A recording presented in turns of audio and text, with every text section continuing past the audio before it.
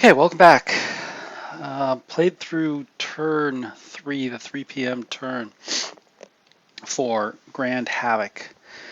Battle of Perryville, October 18th, 1862, playing with Revolutionary Games, Grand Havoc, Blind Sword System.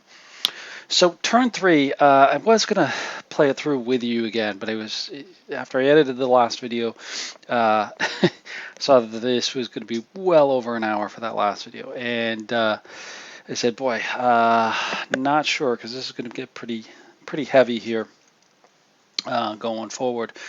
So I'm glad I opted out. This turn actually took about 2 hours to work through, and I figured with my commentary on there, it would be probably getting up to about 2.5 hours on there. So I thought that was a bit long. So I'm coming back with a summary on this. Again, another exciting turn. I wish I could have brought you on here, and I'm still trying to work through possibilities for some smaller sections on here when I have kind of a critical time, but it's tough to see when those critical times come because a lot of it is dice roll dependent. So there is some situations coming up here, but let me just kind of give you a recap on here and show you where we are. So at the end of the last turn, the 240 turn, basically we had the Confederates, moving into position as best as possible up here to the north. They did strike at Starkweather Hill up here, and they did capture it at one point. And they had actually two places. They had Squire Bottoms, Homestead, and that there, which gave them the 2 points there. Here at the end of this turn, a little bit different, because the Union has recaptured Starkweather Hill up here, and a little bit more action around there. As you can see, the Confederates are building up to the north over there. Wharton came down, and instead of striking here at the Victory Hex, it's just off screen. Apologies here. Let's see if I can turn you a little bit. Just off screen right there. Instead of striking at this, he actually came down because there was Bush, one of Starkweather's artillery units, Bush there, was sitting there reduced, and it was sitting right here, and right here, sorry, and he was in a position to get attacked by Wharton right through here. Wharton took a chance and was able to knock them out. So actually, they've got points for knocking out that artillery unit over there. Now Wharton kind of stayed together, and he did suffer a little bit of casualties. You can see there's a shaken counter on the 4th Tennessee Cavalry there. So it wasn't without a little bit of damage. Also, too, Gay over here is in striking distance of Wharton as well for the next turn. What actually happened here, Webster from Jackson's division activated, came up with 27 points. I didn't realize how strong those units were, and were able to get up there. But they actually were able to use the cavalry retreat, and they actually retreated 1 hex back off of there. But there's a pretty strong presence here between the Ohio and the Indiana regiments of Webster's brigade. Up here with Maney, he didn't actually do much this turn, kind of reconsolidated, because when he activated, went for the attack, but then got a command confusion tossed on him and wound up being a maneuver, so they just maneuvered around. Stewart and Donelson over here kind of sorted themselves out. If you remember, they were kind of jumbled over here by Kirkland and the Ford, and up in this area here. They kind of sorted themselves out. Stewart kind of supporting Maney, trying to get Maney, again, around the Union left up there, and maybe potentially striking Starkweather's heavy or defensive position here. He's got a nice defensive position here behind fences and stone walls. It's going to make it tough for the Confederates to break through. Starkweather did take some shots at him, missed, actually had a firing on friends played on him here. So this guy didn't actually get hit. Another one of Donelson's units here retreated back over there. Then moving down to the south here, Jones and Harris got into a little bit of a fight. And actually Harris got the better of it. Jones actually moved up but didn't assault or didn't close combat. And Harris was able to get some shots on them, pushed them back. Actually, that allowed this unit, the 38th Indiana, to remove its morale hits and get back into a little bit better state, but they'll probably be just a supportive unit back here, given their reduced state that they're at right now. So, and Jones had to fall back. You can see one unit back here. He actually depleted and has a morale marker on him. Brown actually moved up here as well to support Jones. So there's a nice Confederate advance there. I'm not sure how they're going to play it out. These are some strong Union units, and they're up on top of this little ridge right here that controls kind of the center of the board. I think this is a really key piece of terrain on there. I know the ridge. I've actually been driven over it over there. I may toss up some pictures in between here of a few years back when I went over here. This is a very tough position, very steep position over here to attack. So Harris has a good position over here. What makes it a little bit worrisome is the backside here, because we have Johnson and Cleburne who have recaptured Squire Bottoms House. The Union actually captured this for a short period, but then was driven back. Johnson actually drove them back, and Cleburne tried to drive back the 88th Indiana, but was repulsed.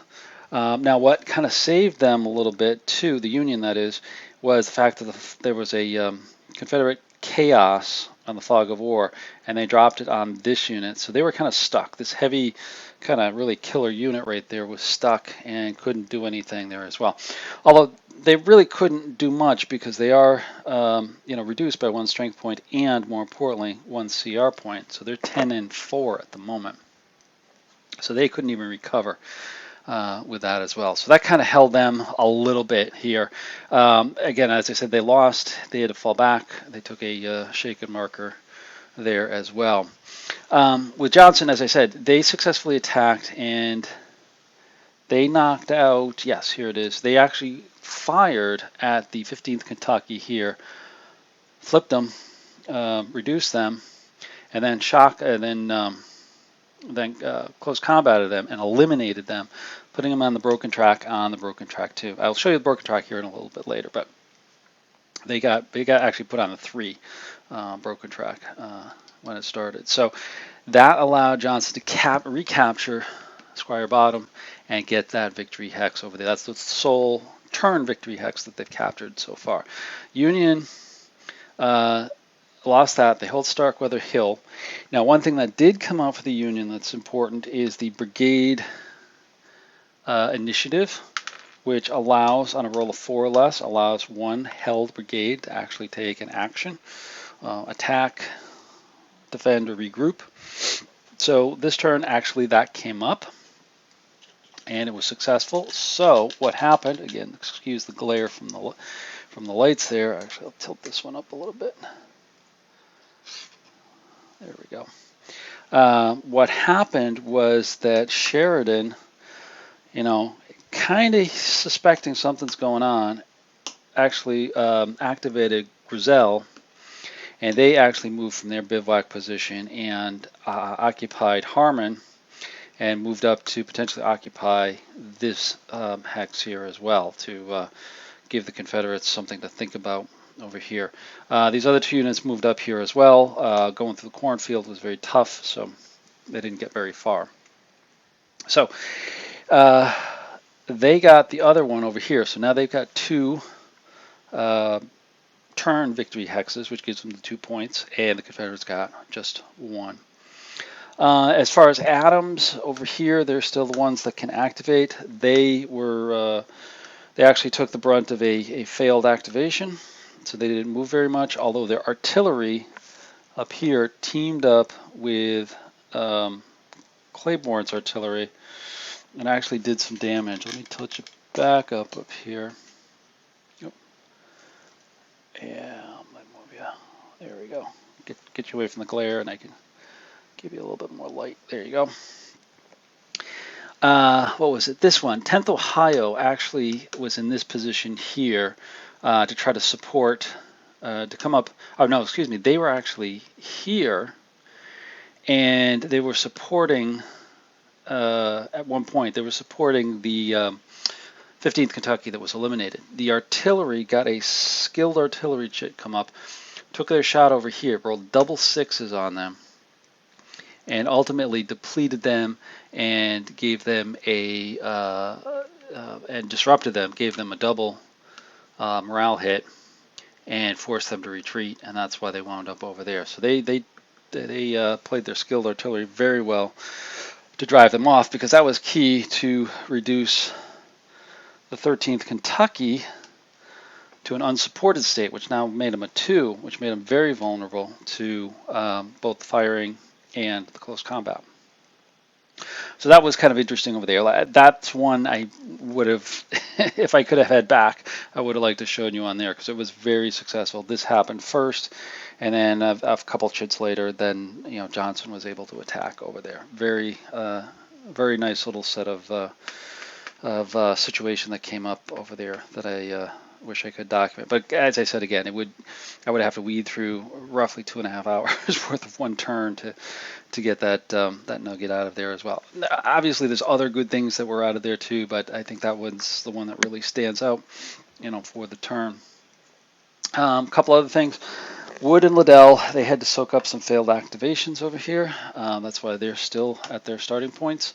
They'll probably be reserves. I'm hopeful to get Wood, if they can activate up here, to fill in behind Johnson, particularly over here, and pressure the backside of Harris, while Johnson and Cleburne pressure Lytle and try to drive up towards the Dixville crossroads, and Russell up here and kind of get behind the Union flank and force it to collapse back away from the main force over there.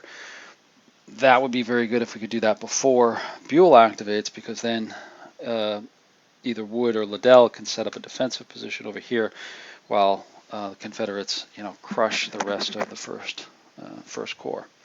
But that'll remain to be seen in terms of how that plays out. There's many more chits to draw beforehand. Like I said, we're just past turn 3. We're going up to turn 4, which is the 3:20 p.m. turn. This is a 14-turn scenario, so there's going to be a lot of videos coming down the pike for this. So anyways, we're at the end of turn 3. We'll move on to turn 4, and we'll see. I'll hopefully try to figure out some way to get a video of some of the action here. If I sense something's going on, that's going to be good. I will try to shoot it and put it in there, but I think we'll probably do more recaps like this, just to keep the time frame shorter. One little postscript to the action here. I forgot to show you this. Here's the broken track and eliminated track. You can see there's 2 units.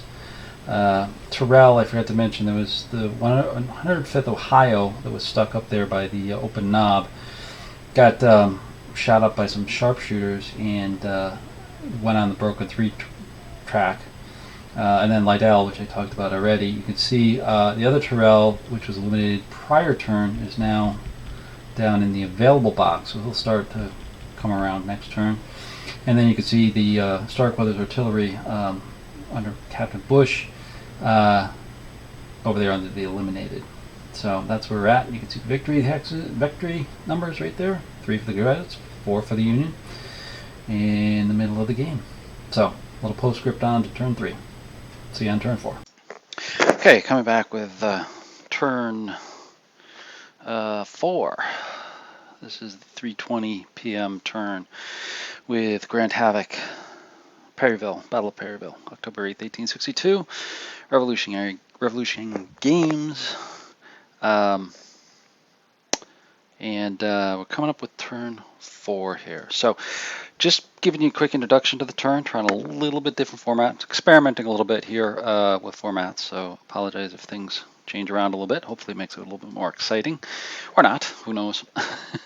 But I'm really enjoying the game here in terms of the playthrough. So I'm going to try to hopefully get it even a little bit better in terms of the videos here. So what I'm going to do is do a little introduction here. A couple things that I noticed coming around doing a lot of the administration side of things here. We're right up to the point of doing the artillery. And I'm going to do the artillery off camera and then come back and do a short update of what the artillery did, then get into the actual play of the game itself. If I do get to a very particular situation, I will bring it back in and kind of show you the particular brigade attack or defense in terms of what's going on, as well as a wrap up over there as well. So here we go. What I noticed, a couple things I noticed in here, is one. Actually, if I tilt you down a little bit over here, there we go. Excuse the glare. I'll try to get the big one out of there. If you remember from last turn, Grizel was able to activate when they did a brigade. The Union got the brigade initiative on there and able to move up looking to take this. Well, one special rule I forgot about at the time, but didn't make any difference because it comes on the next turn here, is that when units get within 2 hexes of this or 8 hexes of Perryville itself, over here, that releases Powell and Smith, so they will now become active this turn as well. So that gives the Confederates their full set of brigades to potentially attack with. That's why I've put the chits on the artillery, just so I recognize that they're there itself. I don't know if they'll actually do anything because these guys haven't been released yet, and it's kind of foolish to have them attack, I believe, because they'll probably get annihilated. And then, of course, we have the whole second corps that potentially could come in and could wipe them out there as well. So we'll probably find some better defensive positions with them.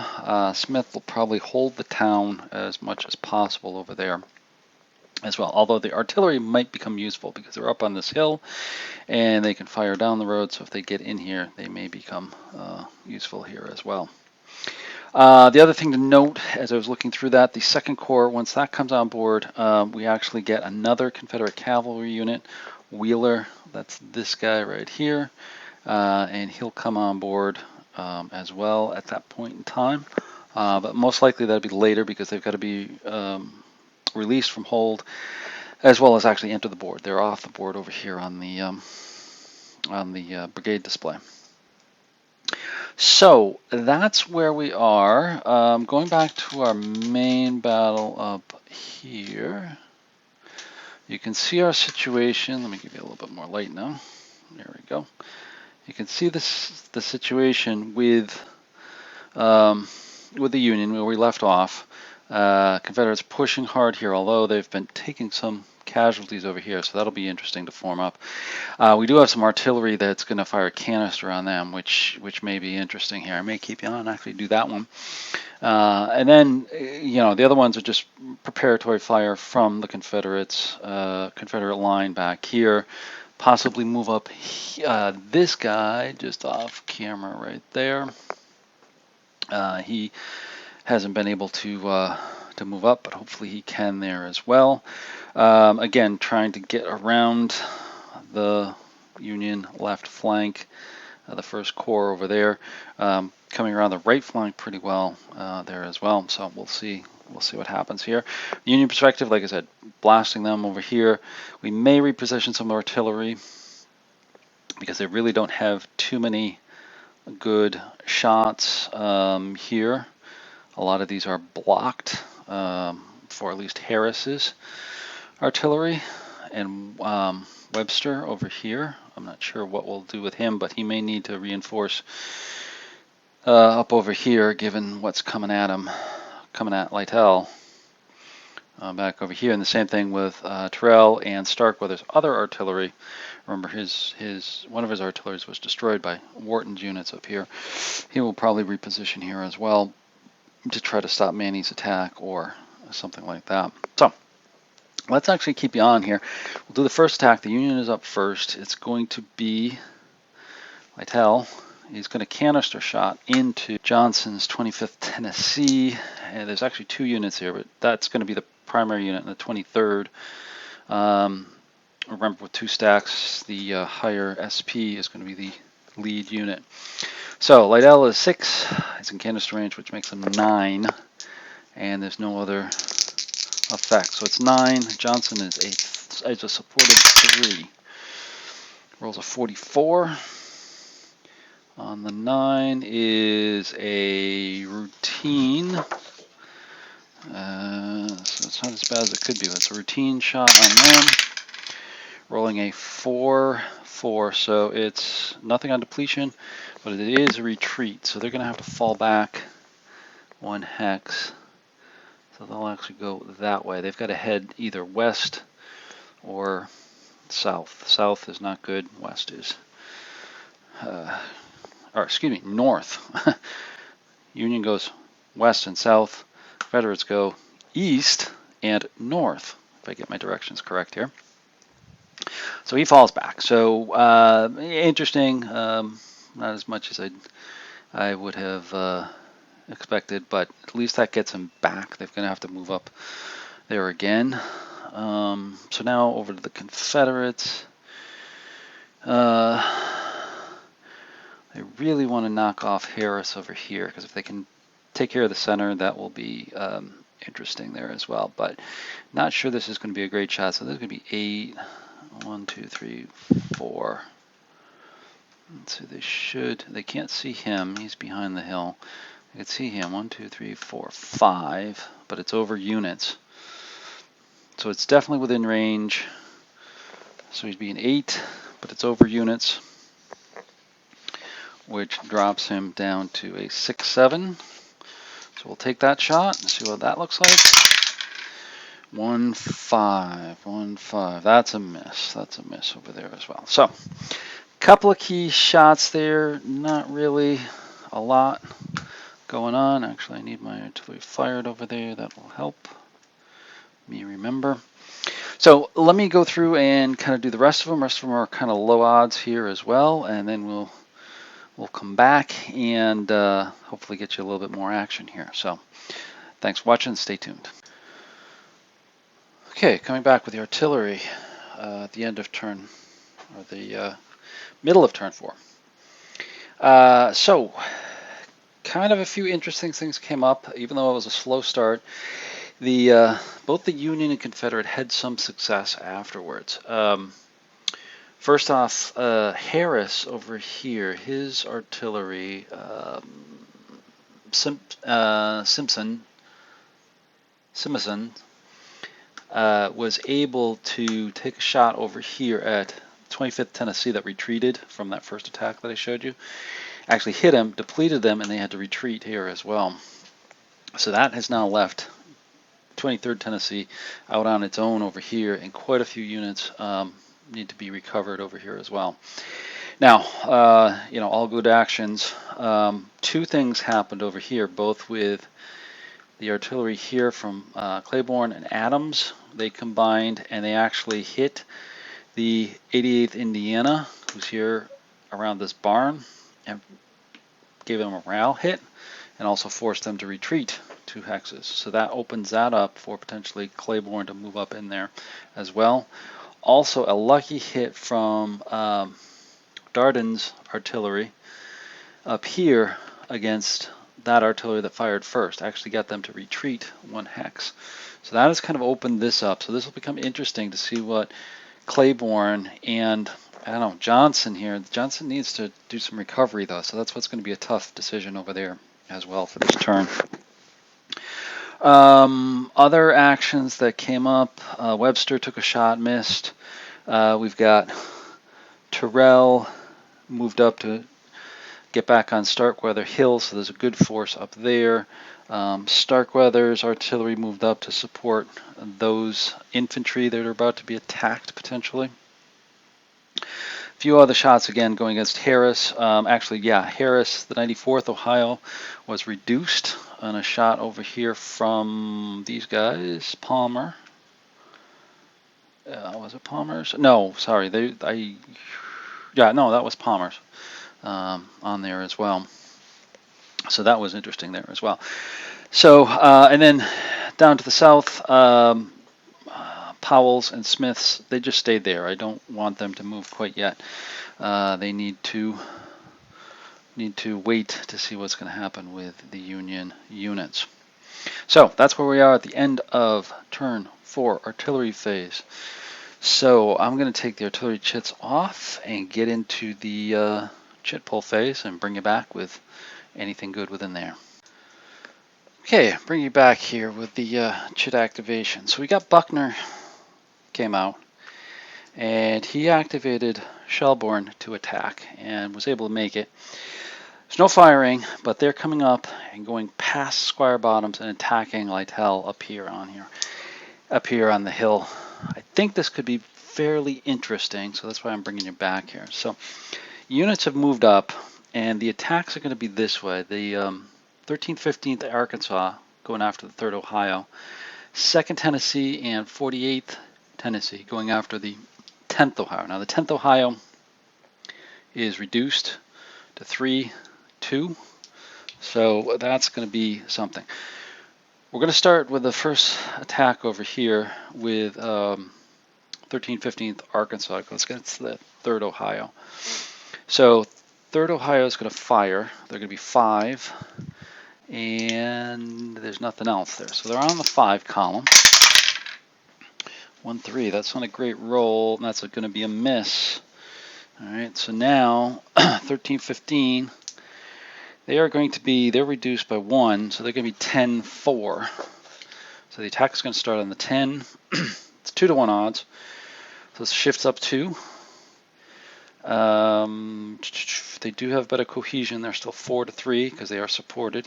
So it goes up 3 columns. The Union has smooth bores, so it goes back down to 2 columns. We're not going up a slope. No, that's just a gentle slope. And that is about it. So it's going to be on the 10, going up 2 to the 14 column. Now, Lytle is a unsupported 3, so it makes them a 2. 41 is the roll on the 14. It's a tough result. Tough result. Let's see what that gets us.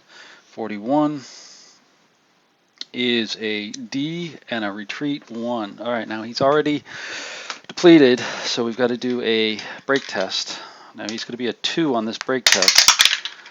Rolls a 6, so he is gone. He's on the broken track at broken track number 3. And then I think we're going to keep, boy, this is a tough one. I'd like him to go there, but that's a 9 shot on a 4. And then these guys can hit him as well. So I'm a little worried, so I'm not going to bring him up. It's good enough to knock them back, or knock them out. That's another potential point. And we've got the other Lytle over here taking a shot. Now he's going to shoot defensively 3. And that's going to be across a fence.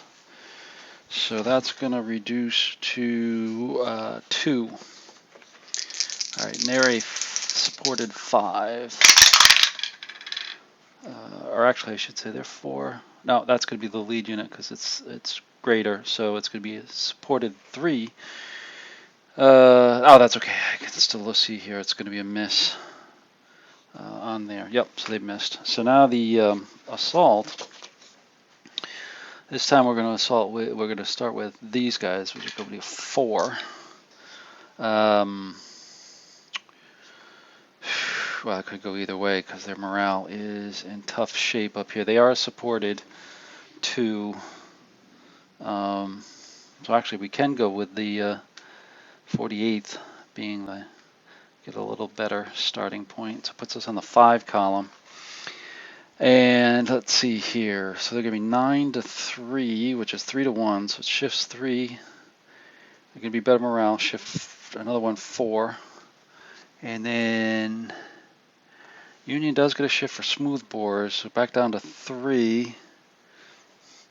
We're going to be going across a fence, so it's going to be back down to 2. That's it. So 5 up 2 is on the 9 column with a supported 2 cohesion. 3, 5 on the 9 column is a routine. Let's see what we get. 43. So BD, but we do have a 3-to-1 odds. So the defender just gets a D. So that turns into a D. They've got a break test to do. So they're going to be a 2. And then 3, retreat 2 possibly if they survive this. So it's a 2 for a break test. They do survive it. All right. So they are going to retreat, let's say 2 hexes. So they're going to go 1, 2 this way. All right, and then, oh boy, do we have them come up? Lytle hasn't activated yet, so I'm going to keep them down below the slope line here so they don't get blasted going forward. Because actually, up here, we had a little bit of a fight. I wish I had brought you in, but it wound up being 2 chit pulls between an assault by Jones and a firefight by Harris, by the 2nd Ohio of Harris. That became an interesting fight, and you can kind of see the results over here. They pushed him back. Harris was reduced. Jones in the firefight was reduced and then pushed back. So kind of making a hole up here a little bit, but it's costing them a little bit there as well. But this has been successful. This has cleared this line here for a Cleburne to potentially push on, but they're going to stay underneath the hill to not get the fire of the 42nd Indiana and the Lytle's, was it Loomis artillery for now. So that's all for Cleburne. Put him back to the cup. And let me pull the next one. You can see what that is. I'm not sure if I'll film for this one, but we'll see. Oh, another Buckner. So let's see who we have left. We've got Johnson and Wood. Johnson is here. Wood is here. Wood has to move up. Johnson needs to really seriously recover. He's got a couple of units there that have morale problems. These 2 units are reduced. They could try to recover with these, but these guys this one being reduced, it's not going to be great. This one can't because he's within that range of the 94th Ohio. So, all right. So I'm going to think about this. Probably won't be exciting, so I'm not going to film this. But if we do get something more here on 320 turn, I will bring you in. Okay, we're back again with the 320 turn. We've got Cheatham's replacement that activated here, and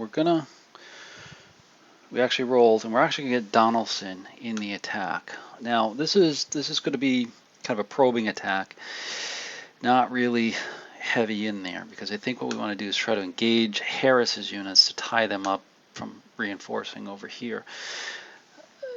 Starkweather up there is pretty strong. I don't want to go up against them too much here. So I think what we're going to do is have them go in on the attack, but it's going to be, as I said, a probing attack.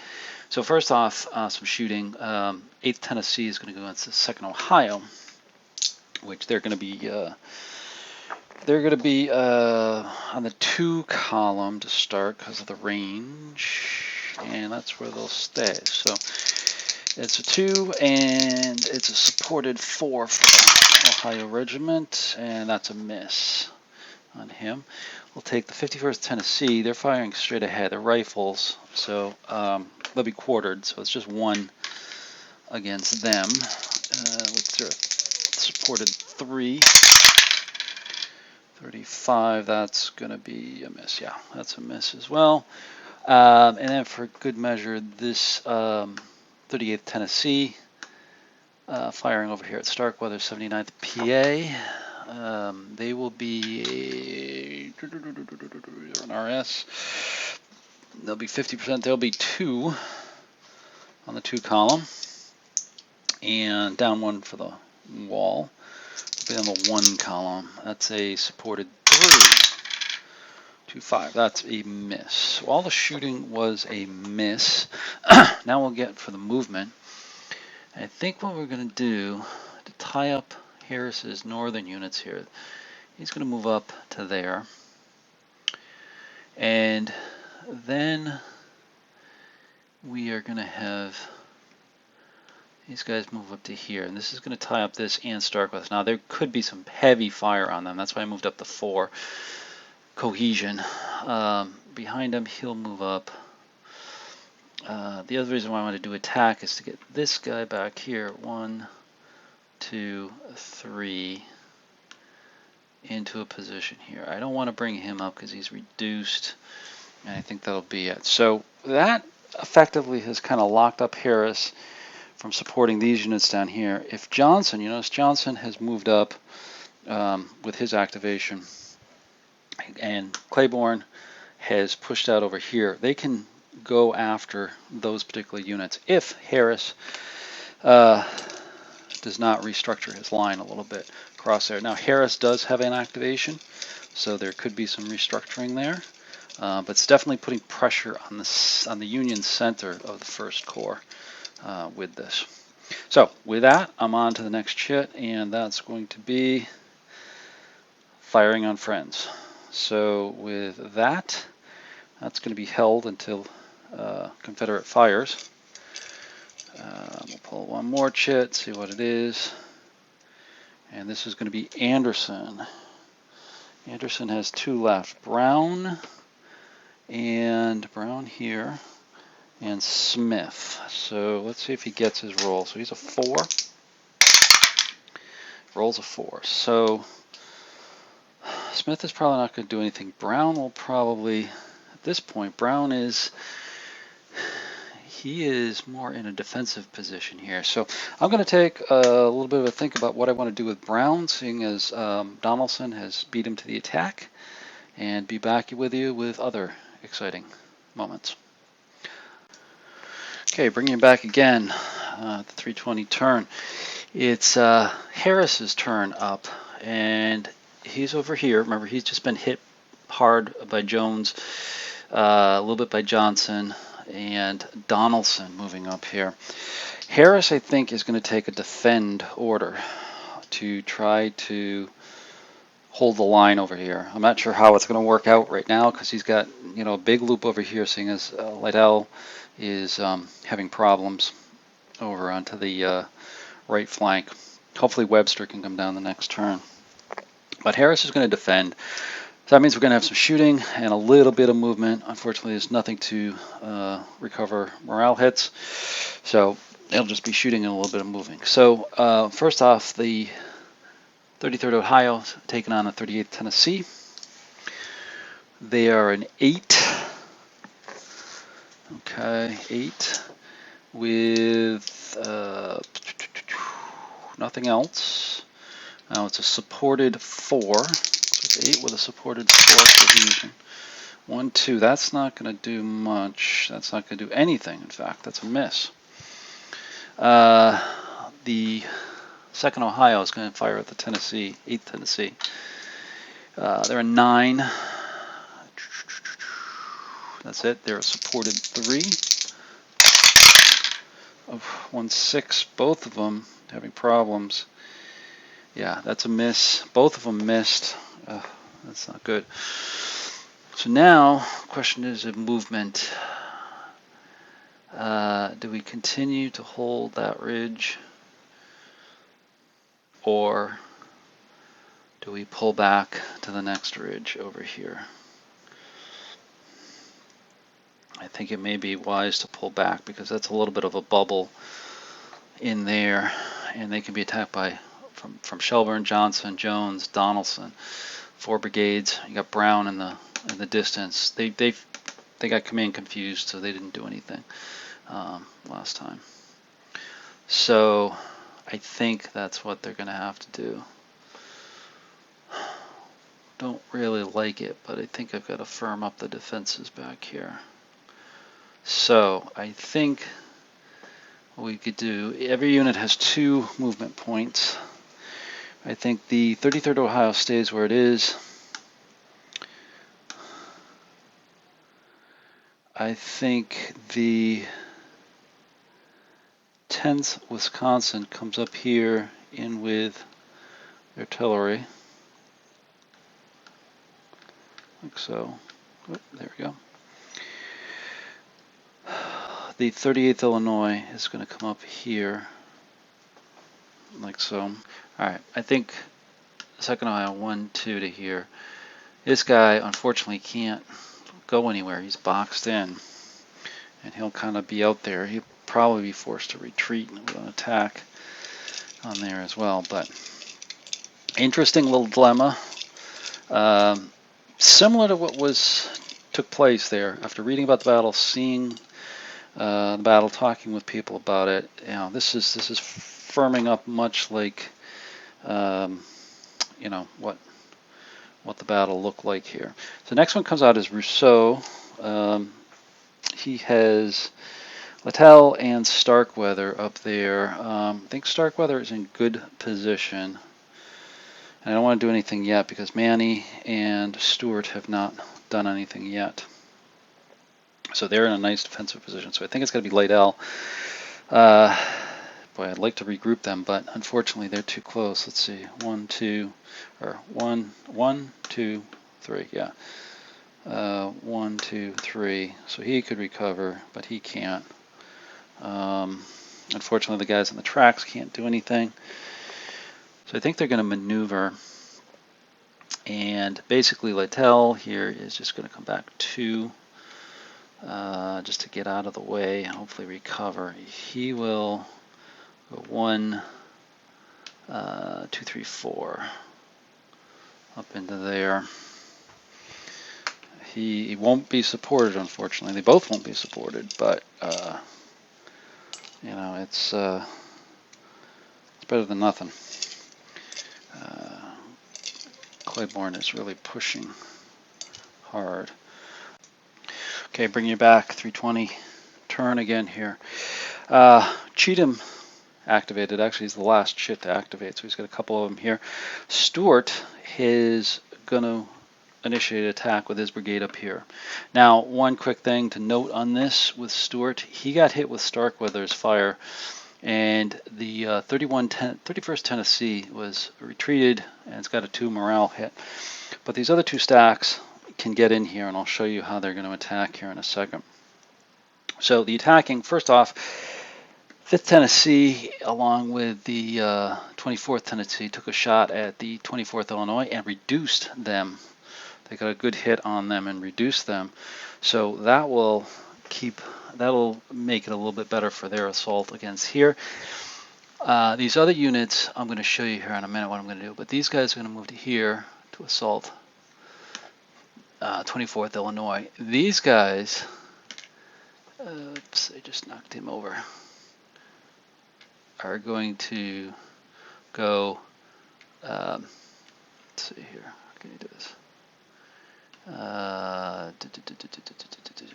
These guys here. Oh, there's a fence line there. Uh-oh. That's going to be a problem because they've only got 4, so they got to go. They can go 2, 1, 2. I wanted to go there 3, 4, but that'll make 5. They can't go in there, so they're going to have to go here. 1, 2, 3. And they'll go 3 into there. So that's going to be a little bit trickier for them. I'm going to have these guys attack them. These guys attack them. This one I'm not worried about. So, you're coming back with a good situation here to watch. So let's go with this one first. So the defensive fire from the 24th Illinois is 4S, which is going to be on the 4 column. Across the stone wall makes a 3 column. Well, 65 on the 3 column. They are the lead unit there is what? A 4. Okay, that's a routine. see what happens. 2-1. All right, it's a big miss. All right, so they took a blast, but they're still functional. So they're going to attack into there. So they're going to be, he's still going to be the lead unit at 8. So starting on the 8 column, both of them will combine together for 12. So that'll make it 3-1. So let's go +3 shift. They're an S, they're an R. US is an S, so that's going to be a -1 for the S's, but a +1 for the morale for the Confederates. So it still stays on 3 column shifts. It's not across a slope, but it is across a wall, so it brings it down 1. So it's 2 shifts on the 8. We'll go up to the 12 column with a supported 3. 1, 6, 12 column. Supported 3. Ooh, this is going to be a close fight. It's going to be a close fight over the wall. Rolling a 1-6. So the attacker is depleted. Ooh, that hurts. So, this guy is depleted. He's okay. The other result, morale hit and retreat 2 for the 24th. Alright, so morale hit and retreat 2. So he's got to go back this way. So he comes back to there. Now, do they want to advance in? Oh, that's a dangerous spot. You've got cannon right there. So they're not going to. Now, the bigger one, which I was really worried about, is this one over here. This is going to be a 13. Now, there is a fence line there, so that'll help out a little bit. So it's 13. Both of these are 4, so I'll actually make the bottom one, the weaker one, the lead unit. So, or actually, no, sorry, can't do that. It's going to be the 6. It's strength points, not cohesion. Strength points. So it's going to be 13 with a -1 for the fence. Brings them down to the 10. They're a supported 4. 1-4, that's a low roll. Let's see, this is on the 10. That is a miss. So that is a miss on them. Alright, so now it gets interesting. Because they're going to attack these guys in the cornfield, which I don't think has an effect. But so it's going to be, the 6 is going to be the lead. So there it starts on the 6th column. Now, the odds are going to be 3-2 for the U.S. Or actually, is it? Let's see, 10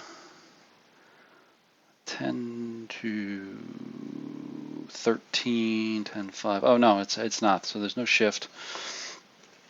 CR is going to be for the Confederates. It's a +1 column shift. And then we're talking about S. No, nobody gets an S shift. Slope, no. Fence, yes. So that brings it down to 0.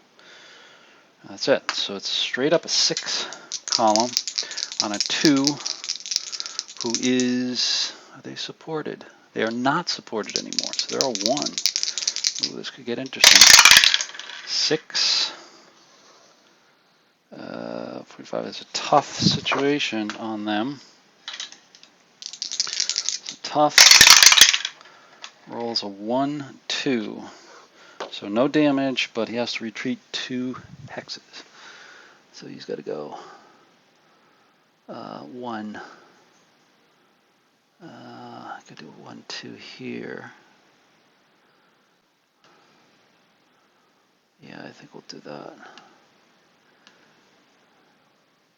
Yeah, I think we'll do that like that. 1-2. So now they can potentially move up 5-7 cornfield.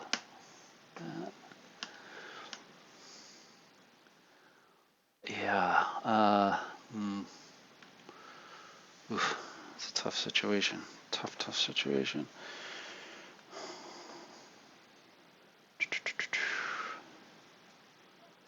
Yeah, could be next turn because this is the last Chit. Actually, yeah, they're gonna move up. Let's move them both up. Okay, there we go. So that was them. Now we've got to roll again for Cheatham because it's all Cheatham left. Rolls a 3, which means they can activate somebody. I got Smith and Maney. Smith is probably not going to do anything. We'll do Maney. I'll keep you right here. Maney is right up here, and I really want to get them into the attack because I'd like to follow up with this. It's going to be a tough situation, though. Instinct is putting defend. My reasoning behind this is the fact that if they defend, I can get units back. I can potentially move units up. Now they're going to have to take a hell of a blast from this artillery, at least for the next turn. If not being hit by Tyrell's 2 units there, and possibly attacked. But that would definitely support them over there. The other thing is I could just move them up 1 to there, or to there. They could potentially shoot at these guys next turn. Yeah, but they're S, so they're going to be really not really effective either. So that's not great, but I would get these guys back, and these are my key hitters because they're 8 versus the 6th. I hate to do it, but I got to do a defend. I hate to do it. I want to get in the attack, but we're going to do a defend. So with that said, it's just going to be a simple defend. There'll be a little bit of movement and recovery there. So I will end this, all my hemming and hawing, and kind of bring you back later. Okay, bringing you back here for the end of turn. This is the 4th turn, 3:20 p.m. So, where are we with this? Pretty interesting. Kind of giving you little updates as we've gone along here. I'll piece those all in here and hopefully make it coherent for you. But here at the end of turn, we see the Union First Corps has been hit pretty hard. Center has pulled back. The left flank, Starkweather holding it with some Tyrell's units, has had to pull back a little bit. Lytle is the real danger down here. They folded back with some damaged units and units on the broken track over there. We've basically had more Confederates attacking. I think they've had some success, although there was some, significant damage, particularly Jones over here, Stewart up here, Cleburne down here. Johnson was able to recover. Wood was able to move up, so we do have some reserves moving into position to attack. Liddell will try to get up here soon to become reserves as well. We do have Adams, Powell, and Smith down below, holding Perryville, keeping an eye on the other 2 corps that were down south, positioning to potentially attack them. So Confederates make progress. It's slow. It's very slow progress for them, but they are making some progress across there. Buell, oh, actually, that's one thing I forgot. Well, we can do that right now. The Buell alert or awareness. I didn't do that roll. He's right now, reports of fighting is where we are right now, which nothing happens. Now, let's see, we'll roll a dice and see what we get. Now, the modifiers, roll a 6. Okay, that's probably going to be a movement. So, Union has more units on the broken track. Yes, so that's 7. McCook is not there. Actually, McCook, that's one thing I wanted to highlight there. McCook actually became a casualty, so he's out. So that may be a little bit why the defense is folding there a little bit. So he's not on there. It's not 5:30 or later. Whole unit was attacked. No units currently engaged. Now we've got this unit engaged here. These units engaged up there. So, all right. So we do move it forward. Now what that means is Buell is now committing, and he'll be able to activate 1 on hold brigade per turn. starting the next turn. So we will be able to take some of these units and start moving them. I think we'll take the onboard units, of course, and particularly I think want to think about Sheridan. They're in the lead or in the front over here, because then we've got Mitchell, who is here, here, and off board. Okay, and then Scoff is here. These are Caldwell, Carlin, and Gooding up here. Okay, so we'll probably activate one of these, maybe Grizel, or maybe Lambolt. Grizel, I think we'll get up and capture this and start the line, and then we'll move up here. McCook is kind of, oh, sorry, I should have tilted this down. These are the units we can now activate, get moving. Again, sorry for the glare, tip that up. And we've got a little bit of glare here. This is going to be a tougher one to get rid of, but there we go. Let's see how that works. That's better. So you can see over here we've got Grizel, McCook, Leibold. They're part of Sheridan's division. And then over here we've got, this is Scoff's division over here. We'll get a better pronunciation of him later. And then we've got Mitchell back here and off board. And then, of course, the whole second corps, which is off board as well. But I think we'll try to get these guys moving up, potentially engaging McAdams and Powell to take some pressure off of them. I would love to be able to have a force to drive through here, in this area, to cut a wedge between the three brigades to the south and the main attacking force on there, and give the northern force something to think about. But we'll have to see how that all transpires there. Let's see, anything else of note on here? I don't think so. I'll give you a quick view of the what's its track? The broken track. Let me flip you. Sorry, let me flip you around. There we go. You can see it on my dice camera. I'm using the same camera there, but let me just jump over here. There we go. There's the broken track. So you can see we still have, we've got one unit that's available. Unfortunately, it's a 0. So it's going to be extremely hard to get him going here. That's not good. There we go. So he's going to need a rally to even get close to getting on there. And then we've got these couple units moving down there. That'll be next turn, and he'll be a couple turns after that. But Confederates have, if they stay on there, that's 5 points plus the Starkweather battery.